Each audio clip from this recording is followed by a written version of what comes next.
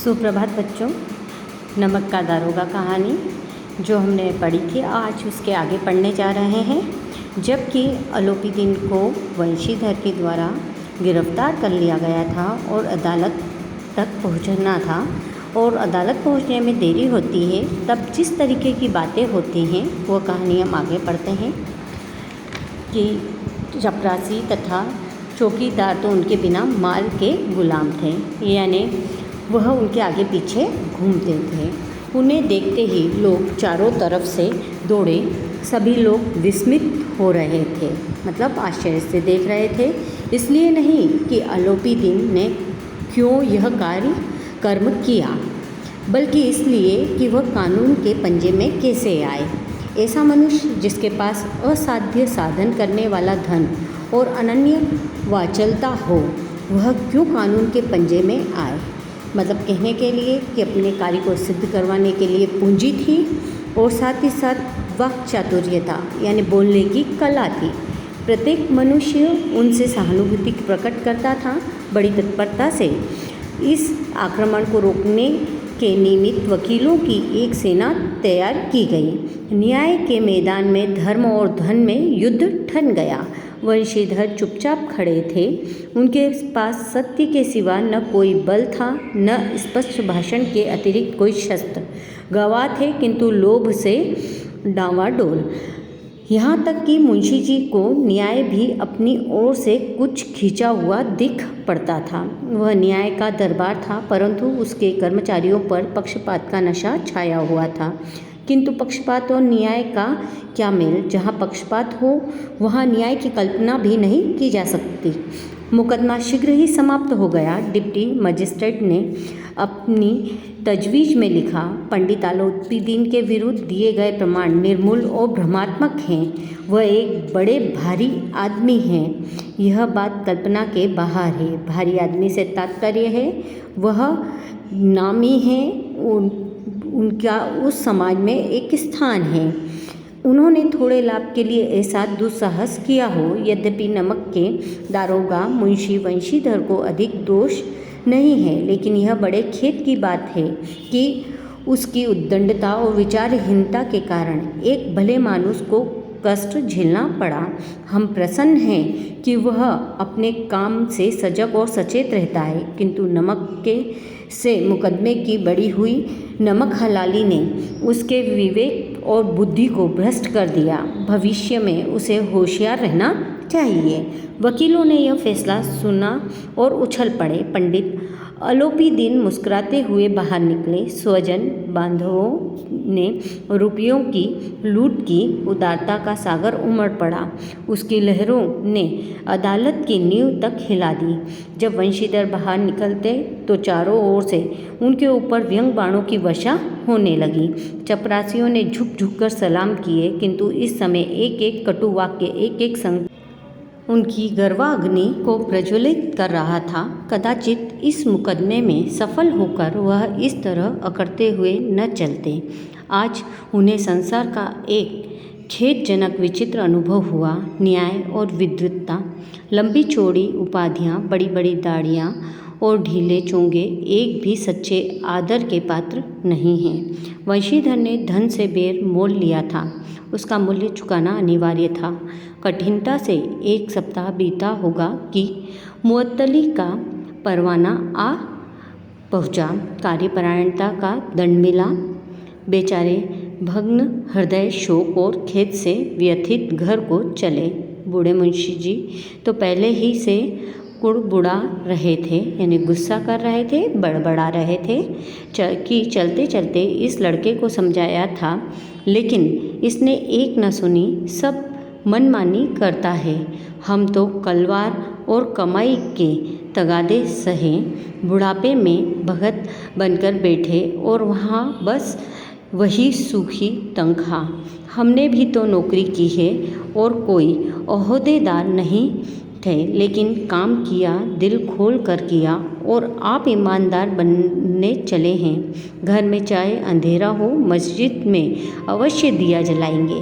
खेद ऐसी समझ पर पढ़ना लिखना सब अकारत गया यानी बेकार गया। इसके थोड़े ही दिनों बाद जब मुंशी वंशीधर इस दुरावस्था में घर पहुँचे और बूढ़े पिताजी ने समाचार सुना तो सिर पीट लिया। बोले, जी चाहता है कि तुम्हारा और अपना सिर फोड़ लूँ। बहुत देर तक पछता कर हाथ मलते रहे। क्रोध में कुछ कठोर बातें भी कहीं और यदि वंशीधर वहाँ से टल न जाते तो अवश्य ही यह क्रोध विकट रूप धारण करता। वृद्धा माता को भी दुख हुआ। जगन्नाथ और रामेश्वर यात्रा की कामनाएं मिट्टी में मिल गई। पत्नी ने तो कई दिनों तक सीधे मुंह से बात भी नहीं की। इसी प्रकार एक सप्ताह बीत गया। संध्या का समय था। बूढ़े मुंशी जी बैठे राम नाम की माला जप रहे थे। इसी समय उनके द्वार पर सजा हुआ रथ आकर रुका। हरे और गुलाबी पर्दे, पछहिए बेलों की जोड़ी, उनकी गर्दनों में नीले धागे, सींगे पीतल से जड़ी हुई, कई नौकर लाठियां कंधों पर रखे साथ थे। मुंशी जी अगवानी को दौड़े। देखा तो पंडित आलोपी दिन हैं। झुककर दंडवत की और लल्लो चप्पो की बातें करने लगे। हमारा भाग्य उदय हुआ जो आपके चरण इस द्वार पर आए। आप हमारे पूज्य देवता हैं। आपको कौन सा मुंह दिखावें। मुंह में तो कालिख लगी हुई है, किंतु क्या करें। लड़का अभागा कपूत है, नहीं तो आपसे क्यों मुंह छिपाना पड़ता। ईश्वर निसंतान चाहे रखे, पर ऐसी संतान न दे। आलोपी दिन ने कहा, नहीं भाई साहब, ऐसा न कहिए। मुंशी जी ने चकित होकर कहा, ऐसी संतान को और क्या कहूँ। आलोपी दिन ने वात्सल्यपूर्ण स्वर में कहा, कुल तिलक और पुरुषों की कीर्ति उज्ज्वल करने वाले संसार में ऐसे कितने धर्मपरायण मनुष्य हैं जो धर्म पर अपना सब कुछ अर्पण कर सकें। पंडित आलोपी दिन ने वंशीधर से कहा, दारोगा जी, इसे खुशामद न समझिए। खुशामद करने के लिए मुझे इतना कष्ट उठाने की जरूरत न थी। उस रात को आपने अपने अधिकार बल से मुझे अपनी हिरासत में लिया था, किंतु आज मैं स्वेच्छा से आपकी हिरासत में हूँ। मैंने हजारों रईस और अमीर देखे, हजारों उच्च पदाधिकारियों से काम पड़ा, किंतु मुझे परास्त किया तो आपने। मैंने सबको अपना और अपने धन का गुलाम बनाकर छोड़ दिया। मुझे आज्ञा दीजिए कि आपसे कुछ विनय करूं। वंशीधर ने आलोपी दिन को आते देखा तो उठकर सत्कार किया, किंतु स्वाभिमान सहित। समझ गए कि यह महाशय मुझे लज्जित करने और जलाने आए हैं। क्षमा प्रार्थना कर चेष्टा नहीं की, वरन उन्हें अपने पिता की यह ठकुर सुहाती की बात असहाय सी प्रतीत हुई। पर पंडित जी की बातें सुनी तो मन की मेल मिट गई। पंडित जी की ओर उड़ती हुई दृष्टि से देखा, सद्भाव झलक रहा था। गर्व ने अब लज्जा के सामने सिर झुका दिया। शर्माते हुए बोले, यह आपकी उदारता है जो ऐसा कहते हैं। मुझसे तो कुछ अविनय हुई है, उसे क्षमा कीजिए। मैं धर्म की बेड़ी में जकड़ा हुआ था, नहीं तो वैसे ही आपका दास हूँ। जो आज्ञा होगी वह मेरे सिर माथे पर। आलोपी दिन ने विनीत भाव से कहा, नदी तट पर आपने मेरी प्रार्थना नहीं स्वीकार की थी, किंतु आज स्वीकार करनी पड़ेगी। वंशीधर बोले, मैं किस योग्य हूँ, किंतु जो कुछ सेवा मुझसे हो सकती है उसमें त्रुटि न होगी।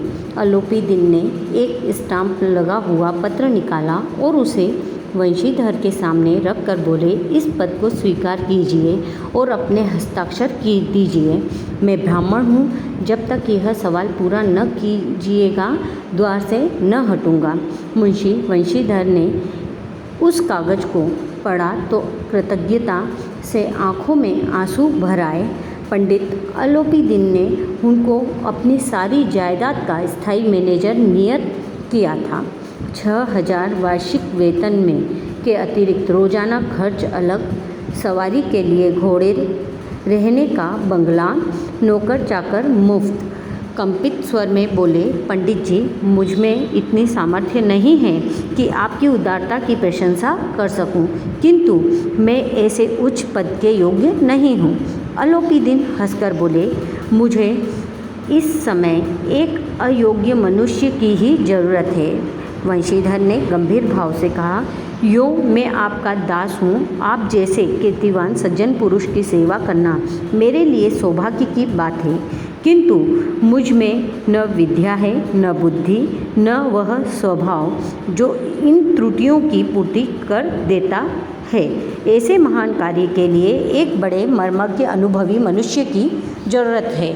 अलोपीदीन ने कलमदान से कलम निकाली और उसे वंशीधर के हाथ में देकर बोले, न मुझे विद्वत्ता की चाह है, न अनुभव की, न मर्मज्ञता की, न कार्यकुशलता की। इन गुणों के महत्व का परिचय खूब पा चुका हूँ। अब सौभाग्य और सुअवसर ने मुझे वह मोती दे दिया है जिसके सामने योग्यता और विद्वत्ता की चमक फीकी पड़ जाती है। यह कलम लीजिए, अधिक सोच विचार न कीजिए, दस्तखत कर दीजिए।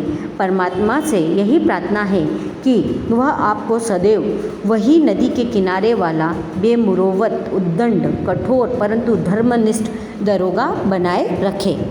वंशीधर की आंखें डबडबा आईं, यानी खुशी से आंखों में आंसू आ गए। हृदय के संकुचित पात्र में इतना एहसास न समा सका। एक बार फिर पंडित जी की ओर भक्ति और श्रद्धा की दृष्टि से देखा और कांपते हुए हाथ से मैनेजरी के कागज़ पर हस्ताक्षर कर दिए। अलोपीदीन ने प्रफुल्लित होकर उन्हें गले लगा लिया। इस तरह कहानी का अंत सत्य की जीत के साथ होता है।